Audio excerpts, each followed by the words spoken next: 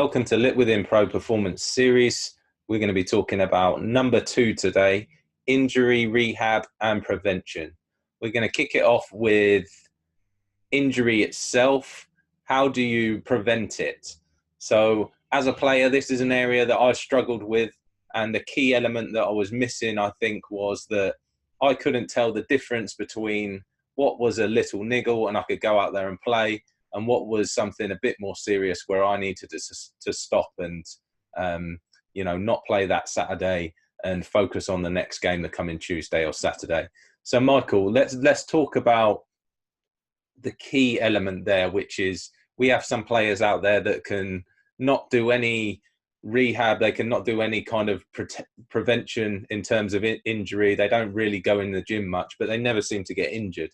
And then we have other players that are constantly in the gym and they're working on their injury prevention, their physical injury prevention, but they still seem to get injured. So what is that all about, and what can we learn from that, and what can we kind of enlighten the viewers and athletes from the top to the bottom on in terms of injury prevention?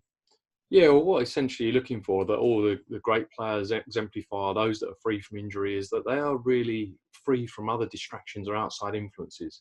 So in other words, they're in tune with themselves, their body, their heart and mind, if you like, everything's aligned. So they have a real understanding as to when they're going to be fit to play and when they're not, regardless of whether that's a manager pushing you, whether it's the fans, or indeed the worst enemy yourself, saying, come on, pull yourself together, get back to it. What's wrong with you? It's just a little niggle, etc. And then that will stop, obviously, something more seriously happening, versus to you then knowing, no, actually, do you know what? It's not too bad. I think, you can run it off, do some stretching first in the warm up, whatever it is. And you'll notice it starts to free up. So it's just being kind of aware of this and, being confident enough to be able to share as well, whether that's with the physio assistant or the manager, to say, look, I'm not right. There's that honesty as well, that he'll then, really appreciate that, because he'll know when you're so-called crying wolf, as it were, that you... That's it, yeah. And that's the dynamic. It's like sometimes with a player with a manager or a player with a physio, you're almost like, I really want to play. The manager wants you to play. And you feel like you're copping out a little bit. You feel like you're letting the side down, and some players might say, he seems a bit milky. He seems a bit weak. He just doesn't want to go out there and play. So it just clears all that up, and you can just be strong, and you can act as your own authority and just say, listen, I can't play here. It's a bit more serious than what you think. Even the physio might not have put his finger on exactly what it is. You can have scans and they don't show the right thing. So it's just being down and being honest with yourself and being able to get that across and bring out the facts to the manager. Look, I'm not really ready to play here. Or the physio might even say, I don't think you can play. And you're like, well, it's fine. It's just a niggle. I've done the tests. The physios took you on a few tests, a few sprints or whatever. So no, I'm fine to play. It is a bit tight, but I'm fine to get out there and play. Because care can be a reason on this, Lewis, as well, can't it? From others, I mean, they can see that maybe you don't care as much. You don't care enough because you're not trying hard enough to come back or to do that bit more. But of course, there's no greater care than actually caring for yourself, and that long-term career health, if you like, where a kind of a niggle or an injury doesn't become persistent. That's it, which of course is a killer for everybody concerned. Yeah, I mean, obviously the club want their players out there, want them fit, want them ready all the time. And for athletes, if you look at their career, if you have a player that ends up with a cruciate knee ligament tear or something like that from a young age, you can see the impact that can have on someone's career. And then we just think, if we can help players to see and understand that, they are able to tell if they've got a problem there, and whether it goes across the line of being serious and close to injury, that's the time when you need to say, no, look, I need someone to take a look at this. This isn't right. I need to pull myself out of training, and that's going to prolong your career. And at the end of the day, if players can play, the majority of 10 seasons in a row because they monitor and they maybe miss 1 or 2 games here and there, that's much better than missing long periods of 6 months, of 3 months, 2 months every season. That's something I did, and I think we can help a lot of athletes with that.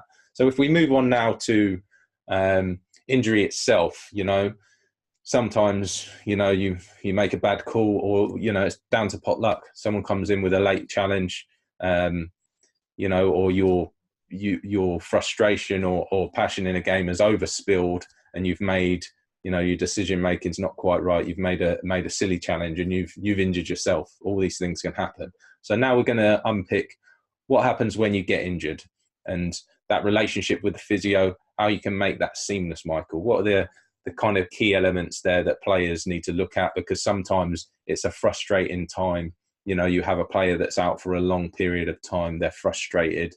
Things start to get on top of them a little bit, and they can't really go in day to day and focus on their rehab, or then it might be time where they need a complete rest. They need their sleep. They need a bit of time away from the club because they're looking at a long period. All these things, just being able to go in and say to the physio, I need a couple of days to spend with my family and just enjoy, and know when the time's right to do that, and then when it's time to get back on it, and really get immersed in your rehab with the physio, good communication with him, and bring you back as soon as possible into the picture when you're ready. Yeah, absolutely. And I think a lot of these things, these attributes that we're talking about here, they overlap, of course, and the big area here is relationship, that connection you have with others, because the closer that is, or the tighter that is with people, the more you get out of others, the more they understand you, the more they can help you in the best way possible, whether that be the physio, etc., and doctors around you, whoever might be, supporting that recovery and contributing towards it. They'll know what's going to be the best thing for you. When you've got that connection, they really hear what you're saying and say, let's do this. The same with the manager. I think some players can be uncomfortable going and knocking on the manager's door, and some haven't got a problem with it, and others will feel like, I'm a bit uncomfortable going to talk to the manager. So it's just being able to go and tell everyone, the truth of how you're feeling, how the facts. You can go and tell the manager, look, I think I need this, I think I need that. And it kind of makes the whole process much easier. The manager's going to understand that you're genuine and that you're looking to come back as quick as possible. And he's gonna cut you some slack there. Not all managers, but you'd hope the majority would be like that. So I think that process from when you get injured to when you get back out on the pitch, in summary, it's being in tune with exactly what your body needs at that point. It's knowing that, I need to take a step back from here. The physio's trying to push me too hard. I just need to open up and have a chat with him. I need a bit of time away from the club. I need to go and talk to the manager and just explain that to him. And it's just getting everything you need for that period for your body to recover as fast as possible. And I think when you're getting towards the end, the other key element is going to be, when do I get back into training? When do I play the next game? Am I being rushed back? All these kind of questions. It's just clearing up all of those and saying, look, you've only got to take out all the outside circumstances there, your manager, your physio, fans that want you back on the pitch, and, there's an important game coming up, all these things.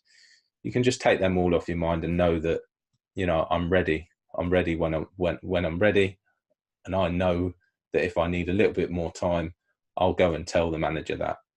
So it's just being able to be really, really strong all the way through, and communicate well to those around you to bring your physical strength back in line to its peak before you get back out on their pitch. Because as we mentioned before, you don't want to get out too early and get injured, and then you're back to square one. Yeah, and I think, technology can be a great aid in this as well, because you can't forget your teammates, and I think that's the great thing of being able to communicate, keep in touch, keep definitely your finger on the pulse, still feel very much part of the team. Yeah, and we saw that Chelsea, Chelsea, didn't we? And Man City. You've seen that with some players where they brought the injured player back into the fold and included them in certain aspects.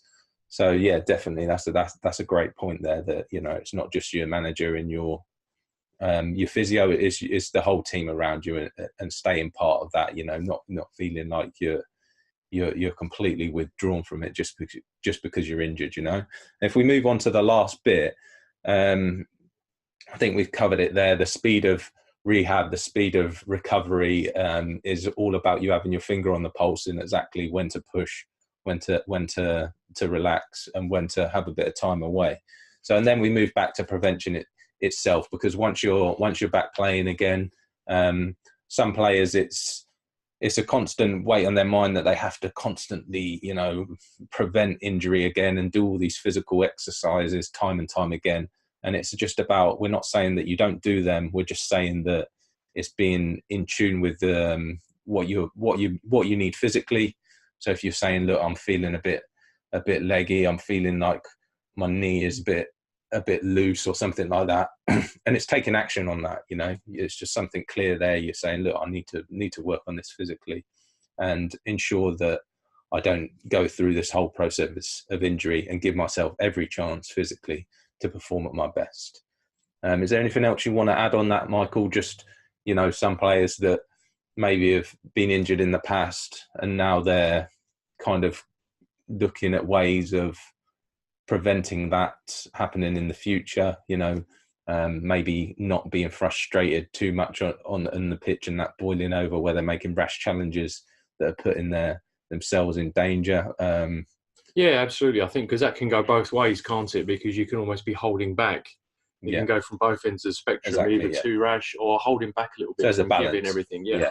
So it's keeping a close balance on that and keeping everything in check. So I think it's, again, the more balanced, rounded the person is as a kind of an individual, the more likely you are to be able to notice all these things. And the margins now are so tight between the competition for places, or the gold medal or the trophy or whatever it is, that all of these little things add up, which is why these 11 key attributes are so important. Definitely. And I think if you took it back to maybe attribute 1, just in summary, you can see how they integrate that time away off the pitch, that downtime, completely switching off from whatever sport you're in. That has a benefit when you come into number 2, which is injury, in that you've completely refreshed, you've completely got your sleep, you've got all your food in, and you've just switched off away from professional sport or whatever level you're at, and that gives you time to kind of regenerate your body without even thinking about it. It's twofold. You enjoy yourself off the pitch, and your body, it's not feeling the strain so much because mentally that strength is there. That's all from us, and tune in next time. We'll be moving on to number 3. Take care.